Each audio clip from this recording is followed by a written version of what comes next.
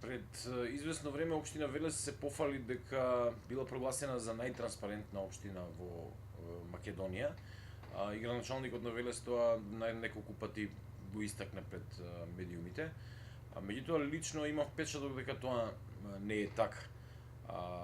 Ако е во општина Велес најтранспарентна општина, тогаш можеме да замислиме колку се транспарентни другите општини и за какви општини кога се работи за отчетноста пред граѓаните се работи. Зошто го велам ова? Значи, ќе го аргументирам со неколку факти. Како прво морам да кажам дека како новинар во последно време не сум ги следел или не сум ги истражувал трошењето на јавните пари од страна на општинските власти, па не можам тука да зборувам многу околу ова, меѓутоа можам да ви кажам за она што се однесува за информирањето на граѓаните, па и на јавноста преку новинарите за активностите на општина Велес. Еве последен пример на кој што можам да се сетам, ако е поврзан со транспарентноста на општина Велес, е една сторија на која што работев. Се работи за индустријска зона во која што работат неколку помали фирми и кои дознале дека нивната индустријска зона во генералниот урбанистички план е пренаменета во зона за стамбени згради.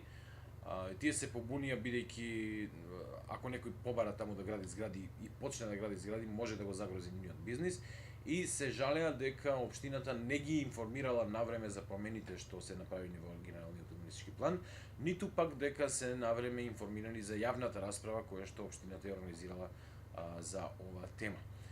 Градоначалникот се правдаше дека тоа не е така, дека објава за настанот имало навреме, дека било објавено на вебсајтот на општината. Знаете, секогаш се општинските власти се правдаат дека ако нешто е објавено на вебсајтот на општината и дека по дефолт целата јавност е запозната околу тоа. Има многу луѓе кои што, посебно повозрасните, кои што не користат интернет и не се информираат преку вебсајтот на општината. Затоа се тука локалните медиуми, локалните радио, локалните телевизии кои многу малку се користат за оваа потреба на општината.